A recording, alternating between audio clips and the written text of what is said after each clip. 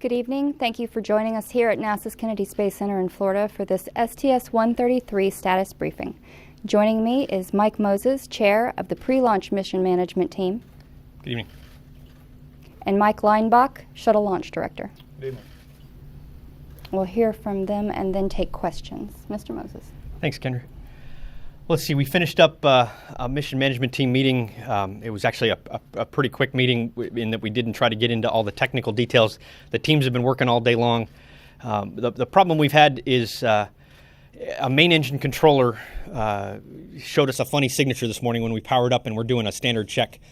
The main engine controllers are basically dedicated computers that sit on the main engine themselves and control the main engine. So the shuttle main computers tell the main engine controller what it needs to do, and then the main engine controller runs all the pieces and parts on the engine. There's two per engine, a primary and a backup controller. Obviously, we like to have both of them running from a redundancy standpoint. And what happened is today they were doing some power checks on the redundant system, and when they threw the switch to turn it on, it's powered by 3 phases of AC, so an A, B, and a C phase. And that one of the 3 phases didn't immediately come on, and the controller will not work on 2 phases, so it did not come on. So when they were pulling the data to look at that and try to understand what happened, maybe it was a switch or a circuit problem, about an hour and a half later while they were talking and troubleshooting, they looked and noticed that the controller had suddenly come on and that phase B engaged itself and started working. And that's actually not all that uncommon. These circuit breakers are basically single pole push switches, and they build up a little bit of contamination, a little bit of carbonization, and sometimes you have to scrub them by cycling them back and forth, mechanically moving them around to knock some of that loose. Historically, we've seen that in circuit breakers before. So that alone didn't really cause a whole lot of concern, but we did want to talk about the fact that it kind of healed itself after time. But again, that by itself is not all that big of a deal. So they talked a little bit, and the troubleshooting plan they came up with was to cycle that breaker a little bit to try to make sure we've shaken everything off of it, do some actual power-up sequences of that main engine controller, make sure it was healthy, and let it run its own self-checks to show that it was okay. While they were doing that, they noticed a little blip in all 3 phases, it's hard to nail it down because there's the circuit that feeds off the voltage is really feeding us a summation of all 3 phases. So to call it a 5-volt change in the circuit's actually not true. But needless to say, let's keep it in layman's terms. The signature coming out of that circuit showed another little glitch that was a little bit unexpected and we hadn't seen before. The teams struggled with that all day. Struggled's not the right word. They grappled with it all day to try to come up with, is there one cause here? Is there 2 problems? Is it something we understand? Is it in the controller? Is it in the power feed system? Is it the circuit breaker? Is it the switch? Is it the AC system on the vehicle? And in running through all that, they got to a really good story, and I think if we would have had about a 9-hour MMT, we could have heard all that data, judged it all, and been good to fly.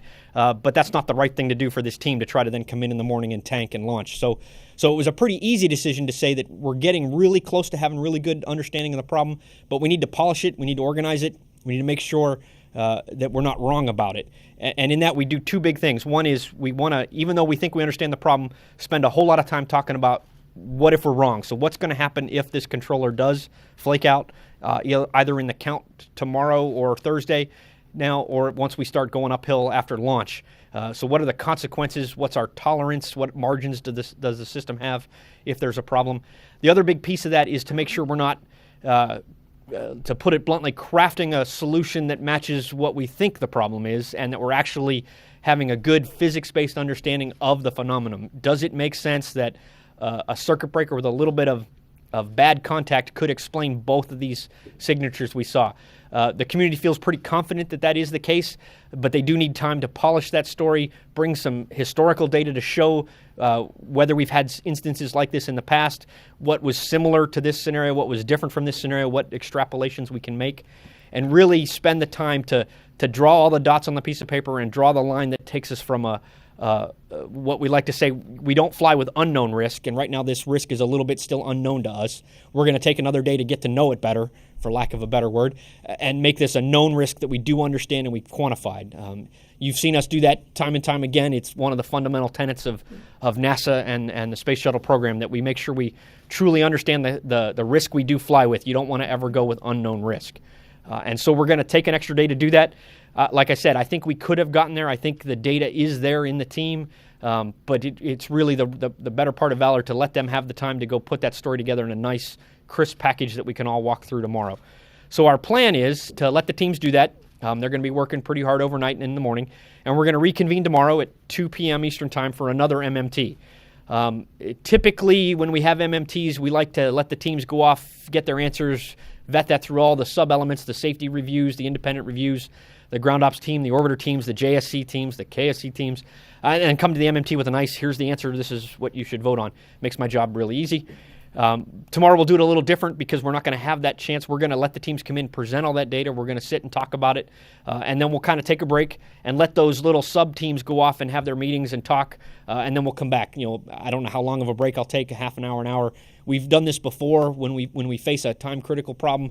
It's easier to let the teams all hear the data together and make a decision together rather than trying to kind of one by one step through the process of one team's okay and recommends the next thing. We all kind of need to hear the whole story together. So tomorrow, you guys might be looking for data coming out during the day, but really it's gonna head right into that MMT where we hear the story and then decide whether we're good to go. Mike can talk to you a little bit about what they're doing at the pad to set up for that. The team's brought some options forward to look at, can we just R&R that circuit breaker? Can we R&R the engine controller? And R&R, I mean remove and replace. The work to do that is pretty invasive, both on the engine and on the controller and on the circuit breakers. We probably could have taken that work, but by doing so, we would have introduced a fair bit of risk into the system by making that change. Anytime you break an electrical connection, we like to do a complete retest of that connector. Some of those circuits we can't retest at the pad. Main landing gear, prox op sensors you can't go test. ET doors we can't go test right now. So there's some things we couldn't retest, and so we'd have to buy some risk. And really, Mike and I talked right up front, and it was not worth even talking about that risk. So we took that right off the plate. And what we're going to do is focus on the rationale to fly in the condition we're in. And if that rationale tomorrow doesn't sound good enough, we'll see what more time we need to make it a story that we are comfortable with. And ultimately, if we find that we cannot get comfortable with the scenario we have, then we'll go down the path of R&R because that is a little longer-term investment in time and effort, and then the retest that would be needed to do that. And so that was a lot of risk that by taking that off the plate tonight, we let the teams really focus on the problem at hand and not worrying about too many options at once, which is another thing this team is really good at, is building lots and lots of options. But again, the main theme today was to focus and let them narrow down. And like I said, I think they had the answer for me. It's just a better part of value. And to be honest, it lets me have some dinner then later tonight rather than meeting all night long and then having to come right back in at 5 a.m. to help Mike and let him know and get his team ready to tank the vehicle. So this was a pretty easy decision on my point. The problem is pretty simple. It's got a few nuances that we haven't really seen before. We're going to let the team make sure that we're not doing something a little too, like I said, that we're not being too aggressive on our analysis of the problem, and I fully expect tomorrow we'll hear a decent story and be ready to press ahead with a Thursday launch. So I think that's enough for now. I'll let Mike give you his comments. All right, appreciate it. We'll see from an execution perspective, we are in the T-minus 11-hour hold, and we will remain there for an additional 24 hours. We'll pick up the clock again tomorrow night at 18:30, assuming that we get the go from Mike and the mission management team that we have sufficient flight rationale based on the anomaly we've seen. I'd like to emphasize one point that Mike made. A lot of the decision tonight, in my mind, was based on crew fatigue. If we had pressed on and gotten through all the discussions necessary to get to flight rationale tonight, probably could have gotten there, but it would have taken several hours. And a lot of the people supporting that flight rationale tonight would have also been required on console tomorrow morning for ET load and, of course, for launch itself. And so from a crew perspective, it made sense to take the additional 24 hours also. Let's see, the rest of the countdown then for Thursday. LOX and LH2 loading will begin a little after 6 a.m. on Thursday morning. The crew will board just after noontime. The window opens at 15:24 Eastern, and we would shoot for a preferred launch time of 15:29. The team has executed an extended hold at T-minus 11 hours quite a few times in the past. It's a very easy thing for us to do. The test directors and test conductors are in the firing room right now executing this plan for us. The RSS will remain in place. We won't retract tonight. We'll do that tomorrow night on time, and looking for a launch on Thursday. The weather, we got a little bit of an update from range weather. The percentages haven't changed. It's still 70% no-go for Thursday. Tomorrow will be the transition day with the front coming through. You see some of that, some of the prefrontal cloudiness out there tonight. And the major concern Thursday is low cloud ceilings and the potential showers within 20 miles of the SLF. So, we are where we are. We're going to take time to understand this problem. We will pick back up with the countdown tomorrow evening and hope for a good on-time launch Thursday morning now. Thanks. All right, thank you. We'll now take questions. When the microphone comes your way, please state your name, affiliation, and to whom you're addressing your question. We'll start over in the corner with Mark. Hi, Mark Kirkman, Interspace News for Mike Moses. I'm really surprised to hear you say that you're leading towards flight rationale. Given the sensitivity of those controllers to current transients, how is it you think you're going to be comfortable with not going in there and even if it is dust or contamination, not going in there and actually cleaning those contacts and making sure that dust can't get back in there?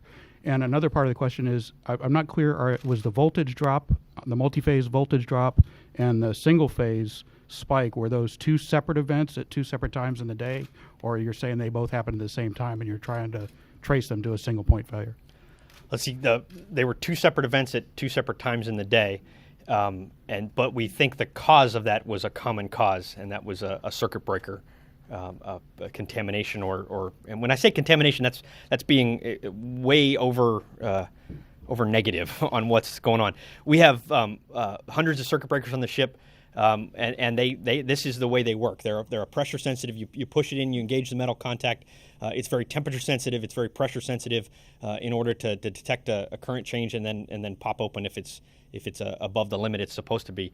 So the scenario being that we have it's that history of circuit breakers that gives us the confidence that if it is a circuit breaker, the fact that we've engaged a solid contact, the controller has now been powered up I think twice, both nominal power up signatures each time. The circuit breaker's been scrubbed. We're probably up to at least a half a dozen times now. Every single time it re-engages. So once that contamination clears, it's a good breaker, and we have to be honest, quite a bit of data to show that that's the case with these. So it's going to involve a little bit of risk acceptance, but I don't think it's that big of a limb to go out on to accept that risk. One of the things we need to see, and this needs to move from what I know and what elements of the team know to a formal presentation and acceptance by the program of, yep, that is something we understand, and we do know that there is a little bit of unknown there, but we're willing to accept that. We haven't had a chance to do that, which is why, again, we need some more time to make sure that we're not being a little too forward-leaning with that and not just going on, well, we know the circuit breakers act like this, so that has to be the problem. We want to make sure that we're not doing that. So that's kind of our confidence in the breaker. And the piece that we're really going to give them time is to draw that connection between those two separate events, and how do you show that that's one cause that did that? And again, the engineering teams are pretty confident with that, but they need to spend the time to make sure that they can prove that to us. Marcia. Associated Press, probably from Mike Moses. You mentioned, is it an automatic, if you had to go in and replace the circuit breaker or controller, is that an automatic rollback then at that point? And you mentioned wanting to look at all the options of what if you're wrong, what if you are wrong and the circuit breaker doesn't work properly, then what happens? Sure. So on the repair, the teams have been working in parallel to develop repair plans.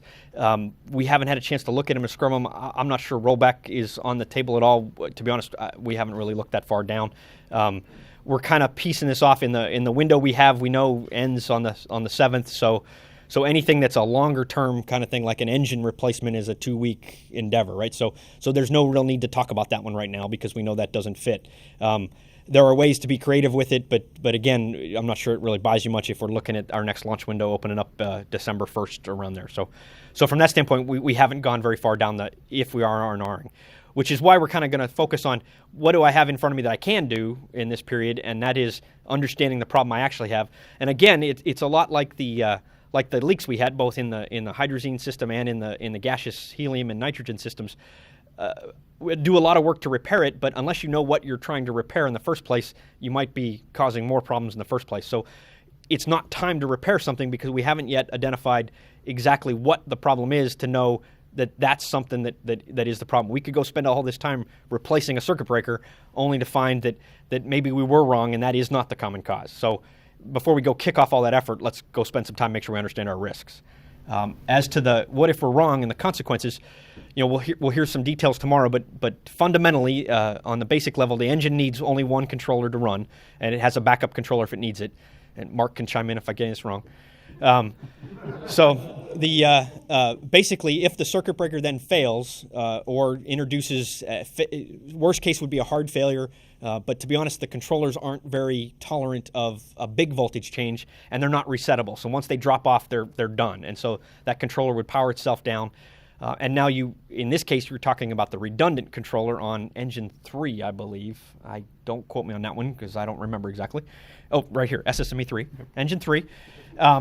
So from that standpoint, that's not a big deal. That's just that one failure, and we have the redundancy. If a second failure came in and took out the primary controller on that engine, so now you'd have both controllers lost, that engine would shut down, but it's a graceful shutdown, a contained, that's the way it's supposed to shut down. And so you'd lose an engine if that happened. Now you go to when does it happen? When does the first failure happen? When does the second failure happen? And then the consequence of losing an engine. That by itself is also not necessarily a bad day.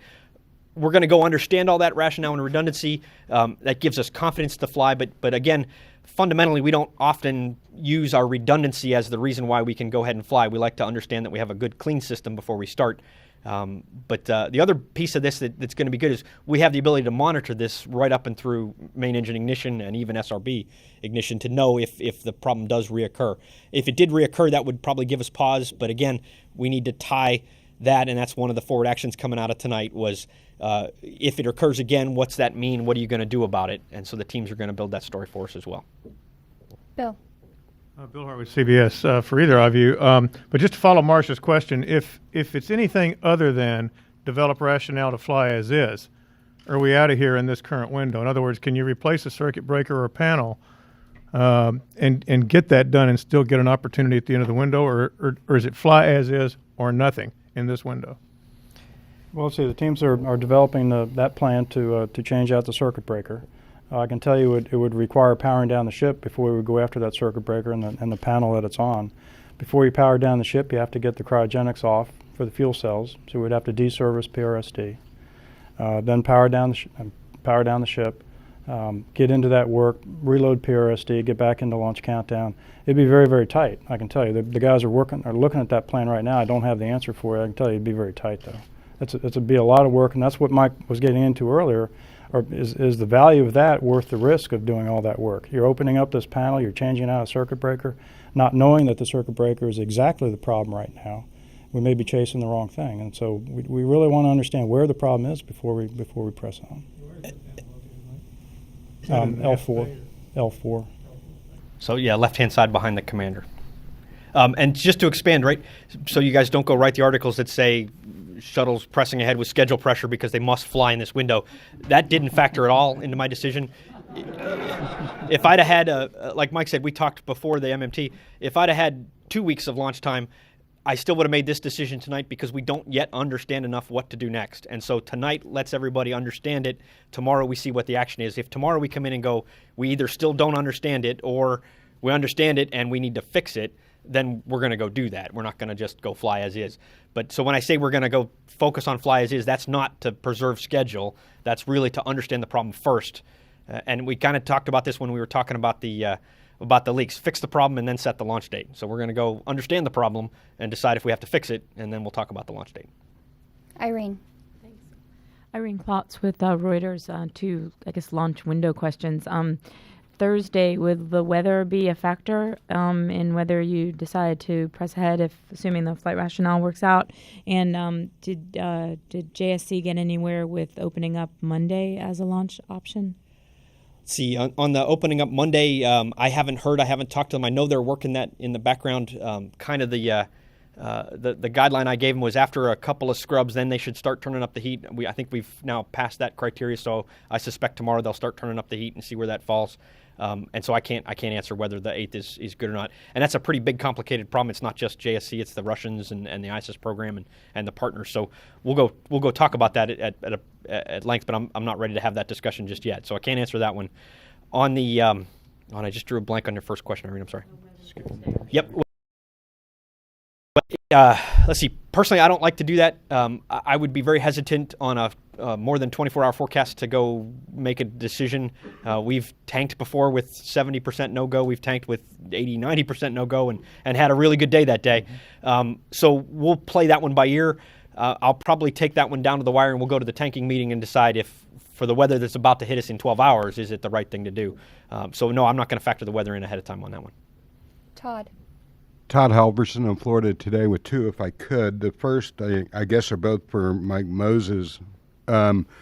If this voltage irregularity cropped up during main engine startup after the engine's ignited, would it in and of itself cause an engine shutdown on the pad? Is it within specification? I just don't understand that. Yeah, the magnitude of the signature we saw would not have caused any problems. It's within tolerance of the system to handle it. We didn't violate any limits. We didn't violate any LCCs, launch commit criteria. We didn't violate any spec on the box. So this is just a due diligence of a signature that is somewhat unexplained and somewhat unexpected, but by itself clearly passes the limit. And had this occurred at a period where we couldn't take action to stop and talk about it, like at main engine start, it would have actually not affected the system at all, and we would have lifted off just fine. Okay. And I was curious as to what it is you need to hear as the chairman of the MMT to have the confidence to go ahead and press ahead. What do you need to hear in this story? Well, I kind of laid that out at the beginning. We basically need to talk about an integrated end-to-end understanding of the problem, and that we haven't drawn the dots to say that this two separate signatures is one problem, and that's actually physically explainable. I think there's a fair bit of historical data that guys can bring to the table to help us show that while maybe not noticed before, this is probably not an uncommon signature. We're literally talking about a 40 ohm change in resistance in the circuit. And if you know your electronics, which I don't, that's nothing. I mean, that's hardly anything. And so the fact that we've never really seen it before maybe is not because we weren't looking at this level of detail before. And so we might be able to pull something out of the hat that just says, hey, this actually is very explainable and it's a known condition and we're good. That would obviously give me great confidence to fly. And so the ability to draw that connection, that we do truly actually physically have an explanation for the problem and that it's not just a convenient explanation, is really what I'm personally looking for tomorrow. In the back, please. Mark Ratterman from Talking Space for Mike Moses. Is the problem that you're describing and looking at historical data, is that something that's easy, difficult? Is it something you have tools to do, or does it require recall from individuals on the team? No, and Mike can talk to the process. It's actually very easy to do. In fact, by the time we hit the MMT, I think they had finished reviewing this flow's worth of data every time that circuit breaker's been cycled, and I think they've been in the one or two flows before that. The main engine guys are already 5 or 6 flights back in history looking at their problems. We call it it's a PRACA database, which is a problem reporting and accounting, and I don't remember what the last A is. Corrective action. Corrective action, thank you. That database is an easily searchable tool. We're able to put in circuit breaker part numbers, main engine controller part numbers, and it'll flag every instance of a problem that affected those, and they can be screened pretty quickly. The teams have done that. Via that, we've learned that on STS 90, and I forget exactly when in the count, but the problem that we saw initially where we throw the switch and one of the phases doesn't come on happened in that flow, and it wasn't in a condition that was known then. And the failure analysis that went along with that, we're able to look at and build on. And then, and I forget which flight it was too, but the potential of this voltage drop-off has happened before. At that time, it was correlated to an actual brush where they bumped the circuit breaker. That circuit breaker being bumped momentarily made it hiccup, which then induced this scenario. So again, we have a very good physics-based understanding that the circuit breaker can cause these problems, but let's make sure we've got all those ducks in a row. So to answer your question of how hard it is, it's actually pretty easy. The hard part is it's a lot of data, and there's a lot to talk about. And that's kind of what I mean. I think the answers were all there today, but we hadn't yet had a time to pull it together and organize it and make sure it does flow end to end. Greg. Hi, Greg Dobbs from HDNet Television. Of the several reasons why launch windows sometimes come to an end, what's the reason this time? Why is Sunday the last day until December? Let's see, this one is a beta cutout, so that's the solar angle that the sun makes on the orbit when we're docked to the space station. The shuttle itself can't do much to control the temperatures. The sun hits the same part every time, and it overheats a few components on the shuttle. If we were undocked, we'd kind of do a barbecue roll to keep the heat evenly spread.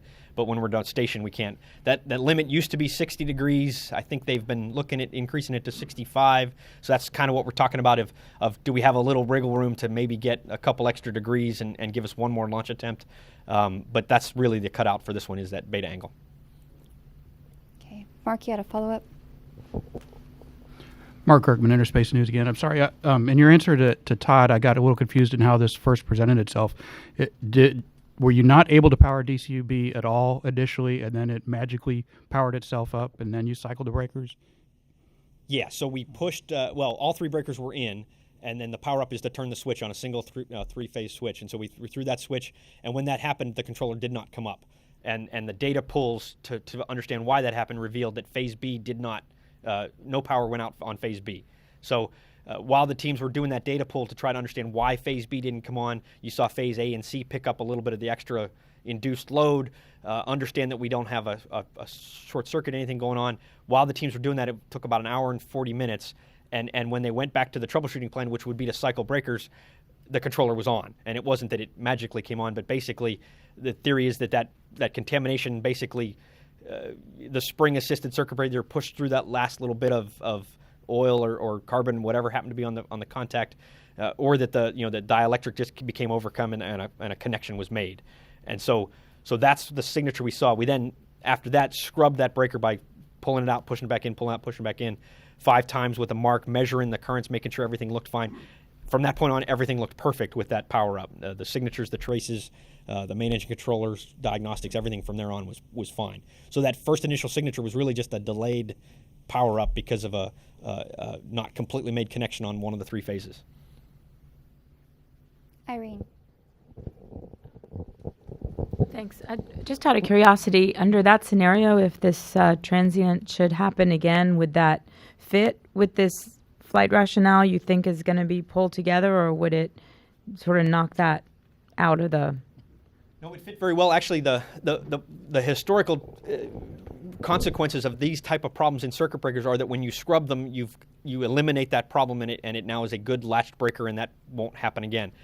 The part that's making us pause and why we didn't just press right ahead and go to fly is that a few hours later we saw that circuit breaker, for lack of a better word, kind of dribble the voltage a little bit. And we don't know exactly why that happened because we haven't ever noticed it before.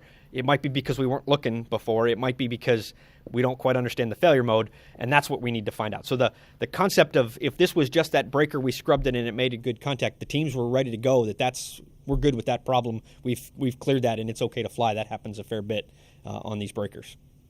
And if you saw that dribble thing again, would that be an issue? Yeah, so as some of the other questions said, if this reoccurred as is, it doesn't violate any limits, it doesn't hurt the controller would have been just fine. So if it reoccurred at the magnitude we saw it, there'd be no problem whatsoever. We just want to make sure we're not, that if it gets worse, what's going to happen? If it happens at the wrong time, what's going to happen? Is there a way it can manifest itself differently, affect multiple controllers? We're going to answer all those questions before we're ready to fly, and not just go on if it repeats itself, it's going to be okay, so that one's okay. We need to know why it happened and what happens if it gets worse. Bill? I assume the commander listened in to the MMT. Did he have any comments on any of this and where you guys are going? Let's see. Typically, the crew's not actually part of the MMT. We do have a flight crew rep on the team, and so he was definitely there and involved. Again, today's MMT wasn't a question and answer session. It was more of a lay out the problem, recognizing that we're not ready to present, and giving the teams the action to go back and gather that data. But they have been following all day long and plan on following overnight. So as far as Commander Lindsay and what his personal level of knowledge is, I don't yet know, but we will be tagging up with him later. Just another one for Mike Leinbach. Obviously, this is the last flow for Discovery. You guys, it's turned into a little bit of a drama, I guess, with the valve issues you guys have had and the troubleshooting. Any disappointment on the team, or is it just another day in the firing room? It's another day in paradise. I mean, this is part of the business. You fly when you're ready, and you don't if you're not, and we're not ready to go now. Discovery's not going out easy. She's giving us a little bit of trouble, but that's fine. She'll fly perfectly when she does. And this is the way it lines up, right? every step of the way through the countdown, and it's built the way it is for just that purpose. You do a lot of checks ahead of time before you get to the pad. When you get to the pad, you check it out. But ultimately, it's all leading towards all those parts and all those pieces and all those electronics all come on at the very end. And so as we get closer and closer to launch, we're testing more and more of those systems and revealing sometimes hiccups in those systems. So we still have a long way to go for launch. We got that whole big tanking thing to do. Are there any further questions? Well, that will conclude our STS-133 status briefing for tonight. Updates to the briefing schedules and countdown will be on our webpage at www.nasa.gov/shuttle as they become available. Thank you.